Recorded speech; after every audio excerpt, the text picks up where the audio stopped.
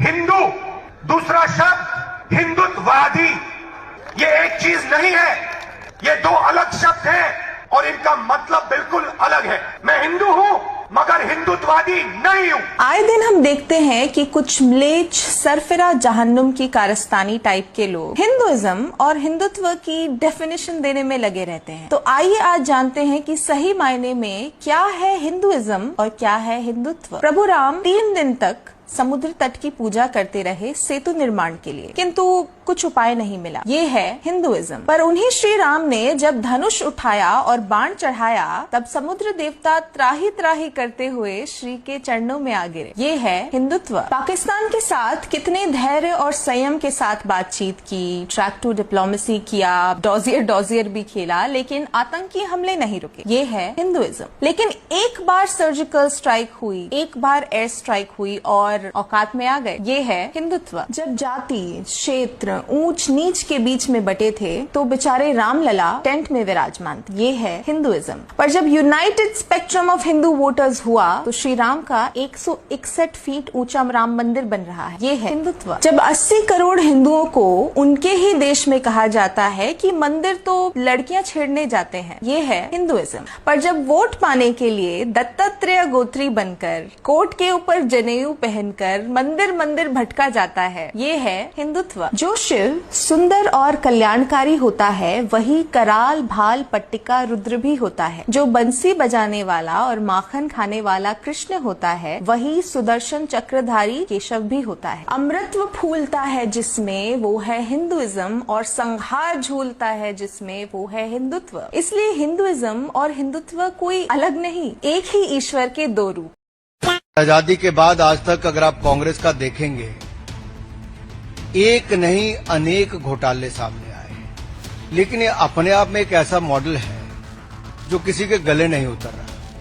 National Herald जो नेहरू जी ने 1938 में शुरू किया, वो चल नहीं पाया। ठीक है, बहुत सारे काम है जो नहीं चल पाते।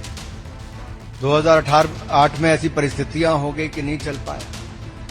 ऐसी कौन सी मजबूरी हो गई एजेएल के लिए, जो नेशनल हेराल्ड को छापते थे, कि उसको बचाने के लिए एक नई कंपनी बनाई जाए यंग इंडियंस के नाम से, और उस यंग इंडियन में भी एक परिवार की 76% हिस्सेदारी दी जाए, और यंग इंडियंस बनाने के लिए भी 50 लाख का लोन, ये भी कांग्रेस पार्टी ही दे। और ये लोन 50 लाख का क्यों दिया गया? एजेएल को खरीदने के लिए। यानी कि कांग्रेस पार्टी एक तरफ से 50 लाख का लोन देती यंग इंडियन को बनाने के लिए, दूसरी तरफ से एजेएल है जिसके ऊपर कर्जा है, और कर्जा भी कांग्रेस पार्टी का 90 करोड़ का है, लेकिन संपत्ति 2000 करोड़ की है। और मजेदार बात यह है कि यंग इंडियंस के बनने के बाद मात्र 50 लाख रुपया देकर 2000 करोड़ रुपए की संपत्ति यंग इंडियंस के नाम पे हो जाती है, मात्र 50 लाख रुपया देकर। और जो बकाया 89.50 करोड़, 99 करोड़ 50 लाख रुपया जो बाकी था, वो कांग्रेस पार्टी माफ कर देती है। अब सवाल खड़ा ये होता है, क्या कांग्रेस पार्टी लोन दे सकती है?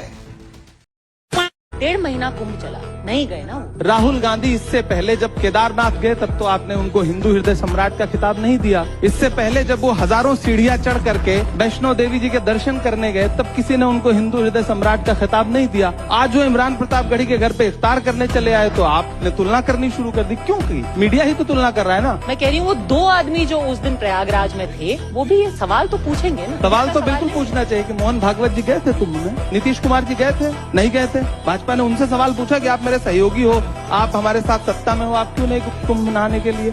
चंद्रबाबू नायडू जी गए थे। मतलब यही मैं कहता हूँ ना, ये दोहरा व्यक्तित्व है मीडिया का, जो हमेशा कांग्रेस के साथ खेलती है मीडिया। दोस्तों, अगर जज ईमानदार है और अगर थोड़ा सा उसके पास जिगर है तो फिर सरकार चाहे जो भी हो उसकी हैसियत वो जता सकता है। और पिछले 2 दिनों में इस देश में या सुप्रीम कोर्ट में 2 ऐसे जज सामने आए जिन्होंने ना सिर्फ मोदी सरकार को आईना दिखाया बल्कि पूरी तरह से बेनकाब कर दिया। और दोस्तों आज इस वीडियो की शुरुआत में एक ऐसे ही दिलेर जज की तस्वीर के साथ कर रहा हूं जिनका नाम है जस्टिस JB पारदीवाला। और पारदीवाला साहब जो हैं वो सुप्रीम कोर्ट के जज हैं और इन्होंने आज बहुत ही ऐतिहासिक फैसला लिया, बड़ा हिम्मत वाला जिगरे वाला फैसला लिया। इन्होंने कहा कि साहब ये जो मोदी जी के जो गवर्नर हैं और खासकर जहां बीजेपी की सरकार नहीं, जहां कांग्रेस की सरकार है, DMK की सरकार है, ममता की सरकार है, हेमंत सोरेन की सरकार है, ऐसी जहां सरकारें हैं वहां पर ये जो गवर्नर हैं काम करने नहीं दे रहे हैं मुख्यमंत्री को काम नहीं करने दे रहे, मनमानी कर रहे हैं, सरकार के यानी दिल्ली दरबार के इशारे पर एजेंडा चला रहे हैं और कहीं ना कहीं असंवैधानिक अनकॉन्स्टिट्यूशनल ऐसे फैसले ले रहे हैं जो संविधान के खिलाफ। यानी सोचिए जज क्या कह रहा है कि मोदी के गवर्नर इलीगल काम कर रहे हैं, गैर कानूनी काम कर रहे हैं। अब जस्टिस पारदीवाला ने अगर मोदी सरकार के गवर्नर्स की अगर पोल खोल दी तो चीफ जस्टिस संजीव खन्ना साहब ने, इन्होंने तो योगी सरकार की पूरी कलई खोल के सबके सामने रखी। इन्होंने कहा कि साहब योगी जी की जो खुद को दलितों का मसीहा बताने वाला चंद्रशेखर रावण अमेरिका में 20 करोड़ की रोल्स रॉयस के मजे ले रहा है, जबकि पिछले 7 दिन से पश्चिम बंगाल में मजहबी दरिंदे दलित हिंदुओं के घरों को लूट रहे हैं, जला रहे हैं, उनकी महिलाओं की असमत लूट रहे हैं, उन्हें पलायन करने के लिए मजबूर कर रहे हैं। लेकिन चंद्रशेखर रावण ने उन दलित हिंदुओं के लिए आवाज उठाने की बजाय 20 करोड़ की गाड़ी के मजे लेने को प्राथमिकता दी है। ये सबक है उन सभी भीम आर्मी वालों और अंबेडकर वादियों के लिए जो ऐसे बहरूपियों की बातों में आकर हिंदुओं की एकता को तोड़कर इन मजहबी दरिंदों का शिकार बन जाते हैं। इसलिए अभी भी समय है जातिवाद के भ्रम से बाहर निकलकर वास्तविकता को स्वीकार करके एकजुट एक हिंदू बनिए, क्योंकि अंबेडकर भी हमारे हैं, बुद्ध भी हमारे हैं, राम भी हमारे हैं, कृष्ण भी हमारे हैं। हम एक रहेंगे तो सेफ रहेंगे और बटेंगे तो इन मजहबी दरिंदों के हाथों कटेंगे और ये बहरूपीय विदेशों में अपनी जिंदगी के मजे लेते रहेंगे। अगर मेरी बात से सहमत हैं तो हिंदुओं को जागरूक और एकजुट करने के लिए वीडियो को शेयर जरूर करें। जय जय श्री राम। हमारे लोगों का ध्यान मुद्दों से भटका रहे सम्माननीय राहुल जी कांग्रेस पार्टी की छवि को धूमिल करने की कोशिश कर रहे हैं। खत्म,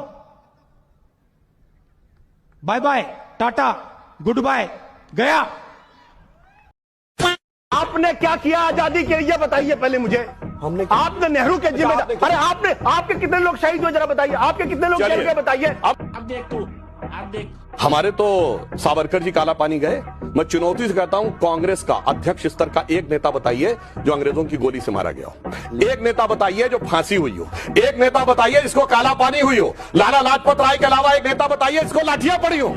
वाह भाई वाह, मतलब न फांसी हुई, न गोली खाए, न काला पानी हुई। बांग्लादेश को तो भारत ने तगड़ा जवाब दे दिया, लेकिन एक चुनौती उन मौलानाओं की भी है जो मुसलमानों को वक्फ संशोधन कानून के खिलाफ लगातार भड़का रहे हैं।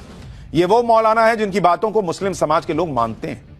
इन मौलानाओं का काम तो यह होना चाहिए था कि वो शांति के साथ प्रोटेस्ट की बात करें। जब मामला सुप्रीम कोर्ट में है ही तो भड़काऊ बयान देने का क्या मतलब? क्या इन मौलानाओं को देश की सुप्रीम कोर्ट पर भरोसा नहीं है? और अगर सुप्रीम कोर्ट से विपरीत फैसला आ जाएगा तो क्या हिंसा कर दीजिएगा? क्यों ये मौलाना कह रहे हैं कि देश में गृह युद्ध के आसार दिख रहे हैं, सरकार को लक्ष्मण रेखा पार नहीं करनी चाहिए, नहीं तो देश को बहुत ज्यादा नुकसान हो जाएगा? धमकी देना नहीं है ऐसा। इस तरह की बातें करना विरोध की नहीं बल्कि धमकी की भाषा होती है। बात है भारत की सुरक्षा की, उसकी अखंडता की, उस संघ को संजो कर रखने की जिसकी आजादी के लिए हमारे ही पूर्वज मर मिटे थे। बात है भारत मां की। ऐसे में गृह मंत्री अमित शाह का वो स्टेटमेंट याद आता है। जान दे देंगे इसके लिए, क्या बात कर रहे हो आप? अब हर कोई इस स्टेटमेंट को शेयर नहीं करता ना। कुछ लोगों को पार्टी जरूरी होती है, भले ही आपके द्वारा शासित राज्य में आतंकवादी हमले ही क्यों न चल रहे हों। कोई व्यक्ति या चलो आतंकवादी संगठन ही आपके देश से क्यों डरेगा, क्यों हमला प्लान करने से पहले 2 बार सोचेगा?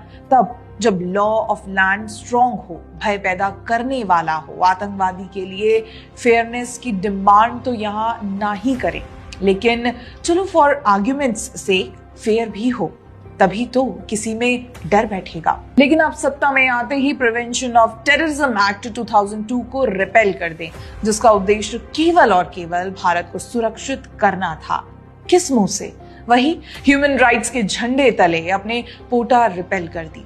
उसके बाद जो यूपीए सरकार के दौरान भारत में हुआ, ये कौन नहीं जानता। हमारे ट्रॉमा की आधी वजह तो वही है। रद्द करने के बाद जो आतंकवाद का पिटारा खुला, उससे इनके डिसीजंस पर सवाल तो बनता है। क्या ये भारत को एक सॉफ्ट टारगेट बनाकर प्रस्तुत करना चाह रहे थे? 2006 से लेकर 2013 का वक्त भारत में आतंकवाद